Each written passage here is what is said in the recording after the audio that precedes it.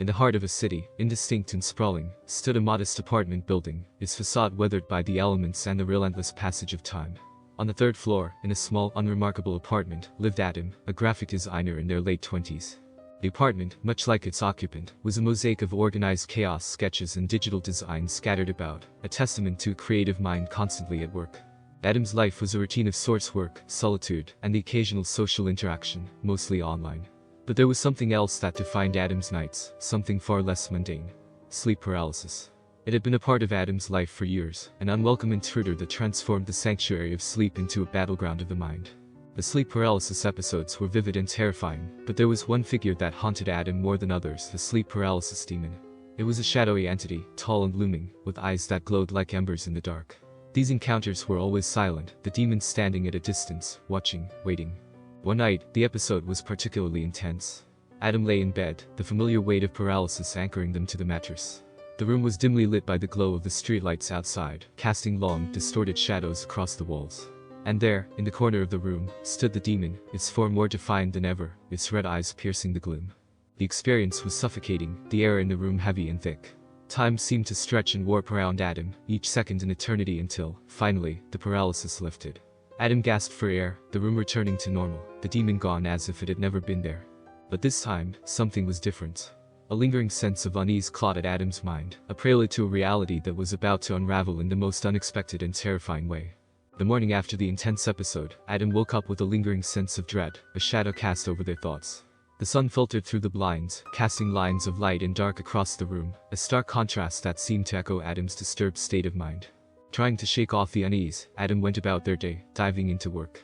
The digital designs on the screen, usually a source of comfort and focus, now seemed dull and lifeless. Adam's thoughts kept drifting back to the night's encounter, the vivid image of the demon's piercing red eyes.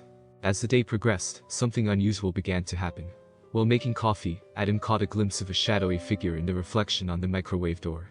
Startled, Adam spun around, but there was nothing there. Later, walking to the store, a similar figure appeared in the window of a parked car. Again, when Adam looked directly, it vanished. These sightings continued, each more unsettling than the last. The figure was always just out of sight, lurking in reflections, at the edge of Adam's peripheral vision. It was the sleep paralysis demon, unmistakable with its towering form and glowing eyes. But this time, it was appearing while Adam was fully awake. At first, Adam tried to rationalize it. Stress, lack of sleep, perhaps the after-effects of the vivid sleep paralysis. But as the encounters became more frequent, denial turned into fear. The demon was no longer confined to the night, it had crossed a boundary, invading Adam's waking world. The realization hit Adam like a wave, a cold, sinking feeling in the pit of their stomach. Something had changed, something fundamental in the delicate balance between sleep and wakefulness, reality and nightmare. The demon, once a spectral tormentor in the shadows of sleep, was now a haunting presence in the light of day. In the days that followed, Adam grappled with the reality of the situation. The logical part of their mind clamored for a rational explanation. It had to be the stress, or maybe a side effect of the sleep deprivation. But no matter how much Adam tried to convince themselves, the sightings continued, each more unsettling than the last. The demon's appearances grew more frequent and vivid. It no longer just lurked in reflections or shadows. Adam would see it standing at the end of a hallway at work, or notice its silhouette against the curtains at home. The encounters were brief, always disappearing when Adam tried to look directly, but they left a lasting impression of terror. Desperate for answers, Adam began researching sleep paralysis, delving into online forums, medical journals, and ancient lore. They learned about others who had experienced similar phenomena, stories of shadowy figures and haunting presences. But none seemed to cross over into the waking world as vividly as Adam's demon.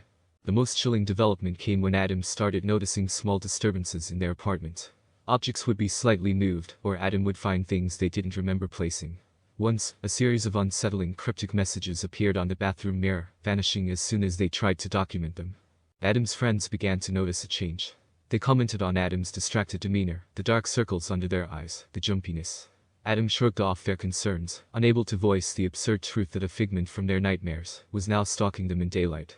The situation reached a new level of horror when, one evening, the demon did something it had never done before: it spoke. Adam was alone, working late at night when the room grew unnaturally cold. The air thickened, and a voice, deep and resonant, filled the space. "Adam," it whispered, its tone mocking, "why do you run?" The voice seemed to come from everywhere and nowhere, echoing in Adam's mind. It was a turning point, the moment when Adam realized this was more than just a hallucination or a trick of the mind. The demon had a purpose, a reason for its haunting, and it was intimately connected to Adam. Driven to the edge of their sanity by constant fear and sleepless nights, Adam decided it was time to confront the demon. This decision came on a night when the moon hung low in the sky, casting a pale, eerie light through the apartment windows. The air was heavy, charged with an anticipation that felt almost electric. Adam knew, with a certainty that defied logic, that the demon would appear again. As if on cue, the temperature in the room dropped, a familiar sign of the demon's presence. Shadows twisted and writhed in the corners of the room, coalescing into the tall, imposing figure of the demon. Its eyes glowed a fierce red, boring into Adam with an intensity that was almost tangible. "Why are you doing this?" Adam demanded, their voice quivering with a mixture of fear and defiance. "What do you want from me?" The demon's response was a low, guttural sound that seemed to reverberate through the room. "You know why, Adam," it hissed. "You've always known." Adam felt a rush of confusion and anger. "I don't understand. I've done nothing to you." The demon moved closer, the air around it shimmering with a dark aura. "It's not about what you've done," it said, its voice a chilling whisper. "It's about what you are. You are connected to us, to the shadows. You always have been." In that moment, a flood of memories washed over Adam. Images of a childhood filled with unexplained occurrences, shadows that moved of their own accord, voices in the dark that no one else could hear. Adam had suppressed these memories, attributing them to an overactive imagination.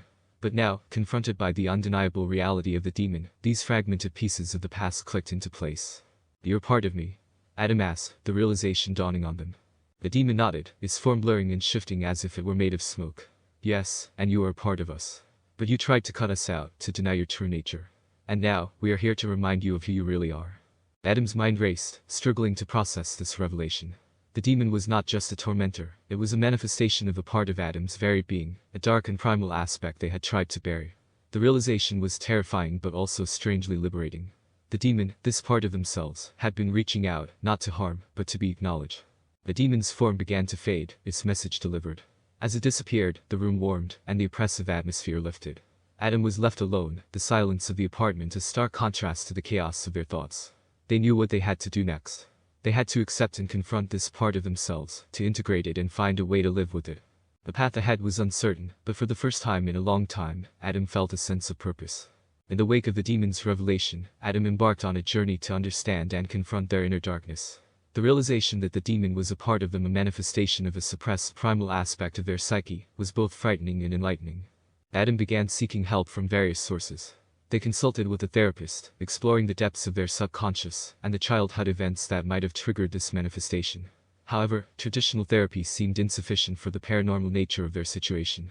Adam delved deeper into the lore and myths surrounding sleep paralysis and shadow beings. They discovered ancient rituals and practices believed to help integrate or banish such entities. Adam was skeptical but desperate for a solution. Their search led them to a reputed paranormal expert, a woman known for her knowledge of the occult and supernatural phenomena. She listened intently to Adam's story, her eyes betraying a deep understanding of the unspoken horrors Adam faced. She spoke of balance, of the need to acknowledge and integrate one's shadow, not to fight it. She provided Adam with a ritual, a way to confront and reconcile with the demon. As part of the ritual, Adam had to confront their past traumas, the hidden fears and pain that had fueled the demon's power. It was an emotionally grueling process, digging up memories long buried and facing them head-on. The ritual was set for a night when the moon was new, a symbol of new beginnings. Adam prepared the apartment, drawing ancient symbols, lighting candles, and creating a sacred space. As they began the ritual, chanting the words taught by the paranormal expert, the air grew dense, the shadows deepening. The demon appeared, its form more defined than ever. But this time, Adam was not afraid. They spoke directly to the demon, acknowledging its presence, accepting it as a part of themselves.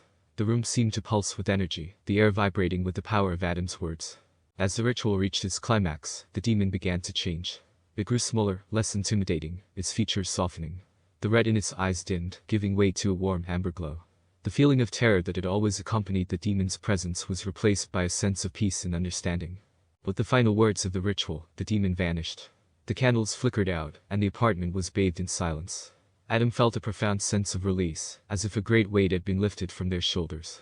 In the days that followed, Adam noticed a change.